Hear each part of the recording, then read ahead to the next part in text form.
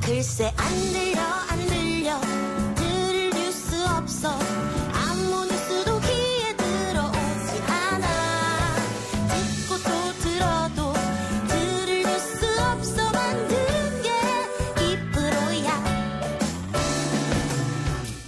이동영의 뉴스 정면승부. YTN 라디오 이동의 뉴스 정면승부 3부 시작합니다. 검찰이 월성 원자력 발전소 1호기 조기 폐쇄 관련한 야당의 고발 사건에 대해 압수수색을 했습니다. 이를 두고 이낙연 대표를 필두로 여권에서 격앙된 어조로 윤석열 검찰총장을 비난하고 있죠. 탈원전 시민운동가에서 국회의원을 변신한 더불어민주당 양이원영 의원 연결해서 자세한 내용 짚어봅니다. 의원님 나와 계십니까? 네, 안녕하세요. 자, 먼저 내용을 좀 정리할 필요가 있는데요. 감사원이 네. 월성 1호기 조기 폐쇄를 결정한 요소 중 경제성 평가에 일부 문제가 있다, 이런 결론을 발표했었고요. 물론 뭐 고발 사항은 아니다라고 감사원이 얘기했습니다. 예. 그런데 야당 의원이 그 감사원의 이 발표를 발판 삼아서 검찰에 고발을 했고 검찰이 전격적으로 압수수색에 들어갔습니다. 어떻게 보겠어요? 그 월성 1호기 조기 폐쇄는 문재인 대통령이 후보 시절의 공약이고 예. 국민으로부터 가장 많은 지지를 받았고요. 예. 그리고 현 정부의 국정과제로도 채택이 됐죠. 2017년 7월 19일에 발표를 이미 했고 예. 감사 보고서에도 내용이 나와 있는데 정부의 중요 정책 결정은 감사원의 직무 감찰 규칙에 따라서 감사의 대상이 되지 않는다, 이렇게 되어 있습니다. 예. 근데 지금 월성 1호기 조기 폐쇄한 정책 결정을 가지고 지금 이런 사단이 난 거거든요. 예. 압수수색된 장소를 보면 그 산업부나 가스공사 그리고 한수원에 대해서 대대적인 압수수색을 진행을 했단 말입니다. 예. 이거는 거기서 뭐 일부 자료 삭제 등 이런 건 문제가 있다고 이제 감사원이 지적을 한 건데 경제성 평가가 과소평가되고, 근데 그런 내용이 아니라 지금 압수수색한 장소를 보면은 정책 결정에 대한 수사로 보여지는 거예요. 예. 근데 선택받지 않은 권력이잖아요. 선출되지 않은 검찰이라는 예. 조직은. 근데 그 조직이 대통령, 그러니까 국민이 선출한 대통령의 정책 결정까지 수사하는 거는 저는 검찰권의 남용이다. 예. 그리고 국민에 대한 도전이고 대의민주주의를 부정한 일이다, 이렇게 봅니다. 예. 말씀하신 대로 대통령의 공약이었고 국정과제고 당장 하겠다는 것도 아니고 장기 플랜으로 잡아놓고 하는 것인데 이것을 검찰권을 휘둔다 하면 앞으로 어떤 정책을 할 수 있겠느냐, 뭐 이런 그렇죠. 이야기가 네. 여당에서 나오는 것 같고요. 또 하나는 야당이 대전지검에 고발을 했고 감사원은 고발 사안이 아니라고 판단했으니까 예. 윤석열 총장이 대전지검을 방문하고 곧이어서 이런 결정이 내려졌단 말이죠. 그래서 예. 윤석열 총장이 정치를 하고 있는 것 아니냐, 그 연장선 아니냐, 이런 비난이 여당에서 나온 것 같은데 동의하십니까? 그러니까요. 지금 이낙연 대표님께서도 이제 오비락이 아니면 하여튼 오비락이냐 이렇게 좀 그렇게 아니었으면 좋겠다고 말씀하신 것처럼 저도 이제 오비락이면 다행이라고 생각하는데 예. 이게 대전지검의 윤석열 총장의 핵심 측근이 또 있는 곳이고 예. 그리고 언론 기사에 따르면 압수수색 이전에 대검에 보고했다고 하면 그럼 윤 총장이 수사를 직접 지휘하고 있는 게 아니냐. 예. 네? 정부에서는 월성 1호기 폐쇄 결정을 경제성뿐만 아니라 안전성, 주민 수용성까지 종합적으로 판단했다고 정책 결정이라고 여러 차례 밝혔는데도 불구하고 예. 그리고 감사원도 그중에 뭐 경제성 평가만을 좁혀서 감사한 결과만 발표했다고 얘기를 했는데 예. 어떻게 그러니까 야당이 고발했다는 것만으로 수사를 강행하면 이건 다른 정치적 목적이 있는 게 아니냐. 그런 고발건으로 수사하면은 지금 한두 개입니까? 근데 다른 건들은 수사 잘 안 하고 있잖아요. 예.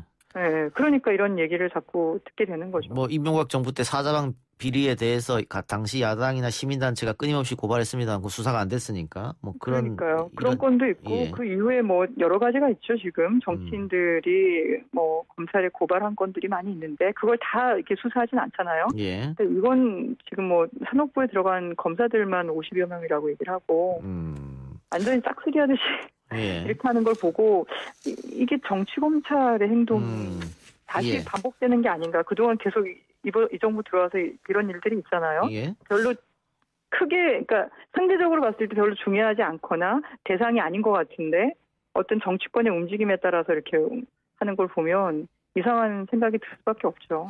근데 감사원에서 이 안정성이나 국민 수용성에 대해서는 이야기하지 않고 종합적으로 판단하지 않고 경제성 부분에서만 문제가 있다라고 발표한 것 자체가 좀 논란의 시발점이 아니었느냐 그렇게 지적하는 분도 계시더라고요.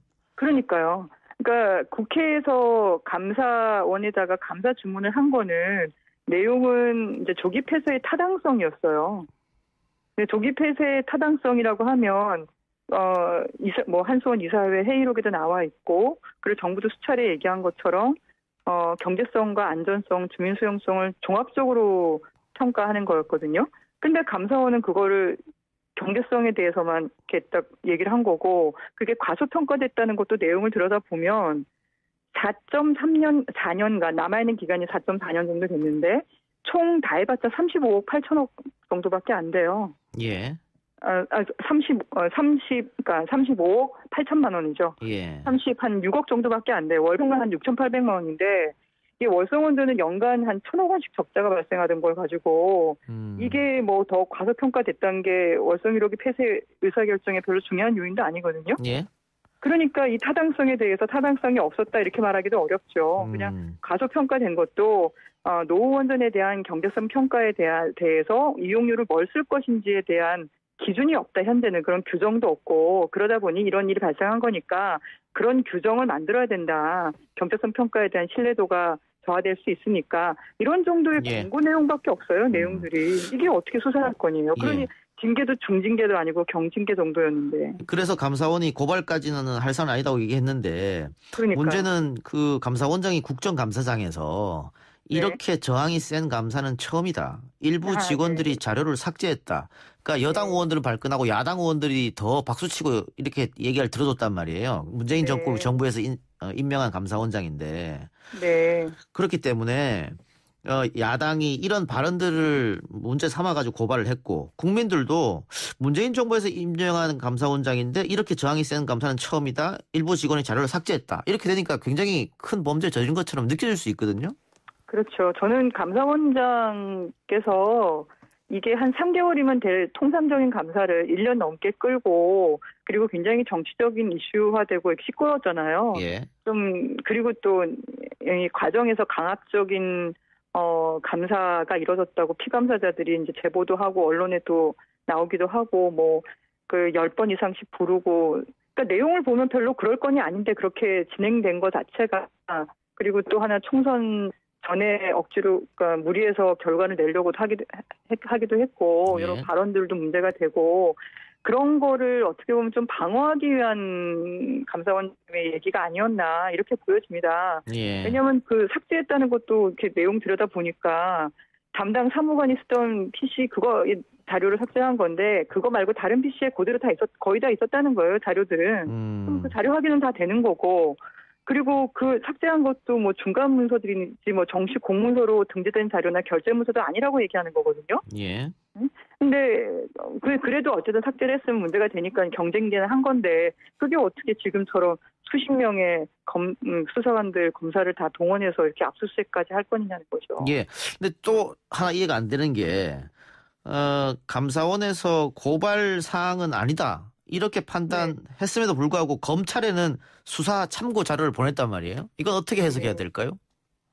그러니까 뭐 감사원이 정말 수사가 필요했으면 수사 의뢰를 했어야 했겠죠. 되는 건데 그러지 않은 거죠. 근데 수사 참고 자료는 문책 대상자들의 자료 삭제 및 업무 관련 비행위 등과 관련한 자료라고 얘기를 하거든요.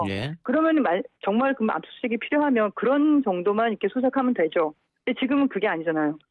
가스공사까지 하고 이거 전방위적으로 그 당시에 정책 결정을 했던 단위가 있던 데를 그러니까 가스공사 사장님은 그 당시에 이제 산업 비서관이었잖아요. 지금 가스공사로 가 계신 분이고. 그러니까 정책 결정 단위를 지금 수색을 다 한 거예요.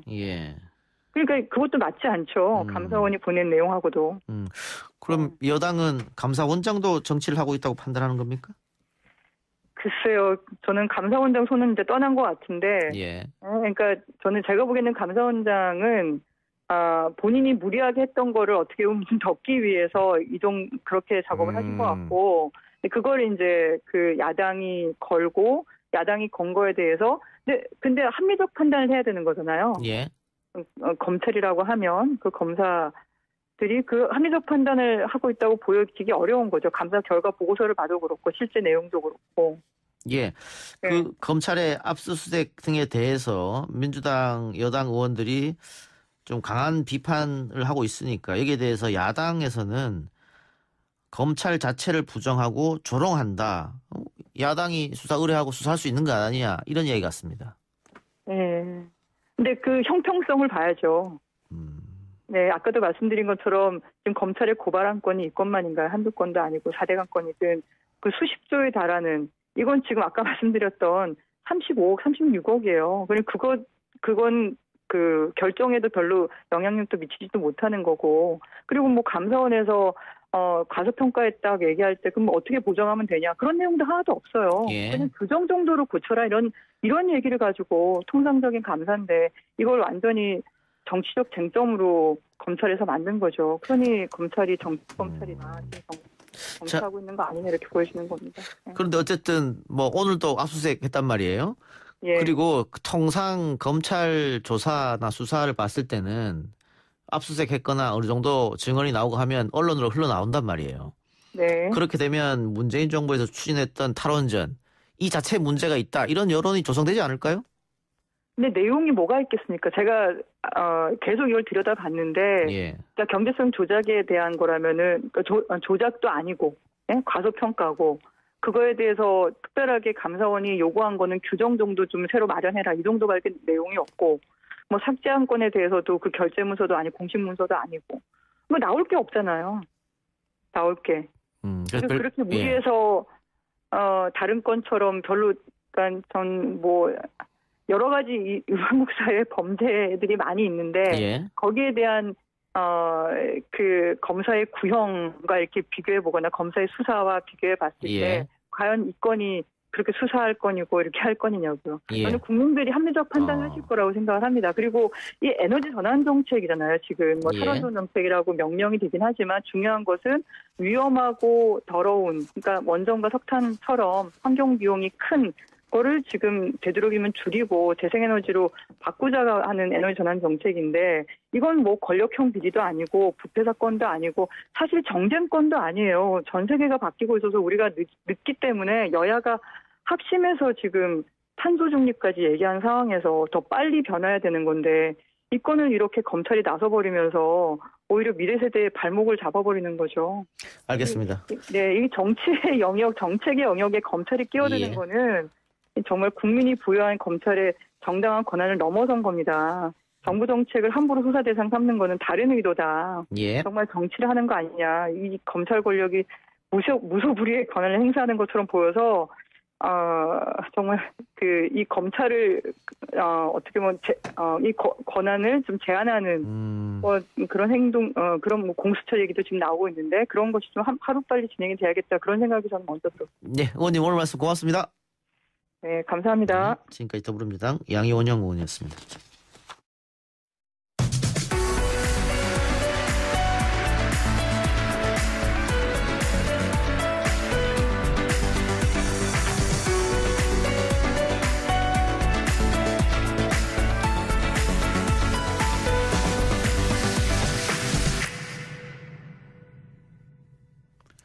트럼프 대통령이 선거 결과에 대해 무차별 소송전을 펼칠 것을 예고했습니다. 그러면서 결과가 확정되지 않은 주에 대해서는 개표 중단 소송도 제기했는데요.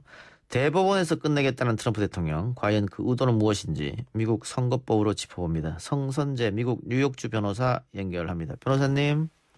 네, 안녕하세요. 예.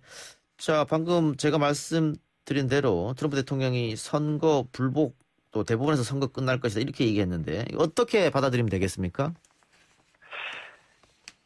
저는 트럼프 대통령이 대법원에서 이걸 결정하겠다 해서 선거 불복을 하는 것은 이것은 정치적 궤변이고 예. 또 일종의 그 본인의 어떤 열심히 했는데 이 선거 과정이 잘못됐다고는 핑계거리를 찾는 거 아닌가 탈출구로 이렇게 보고 있습니다.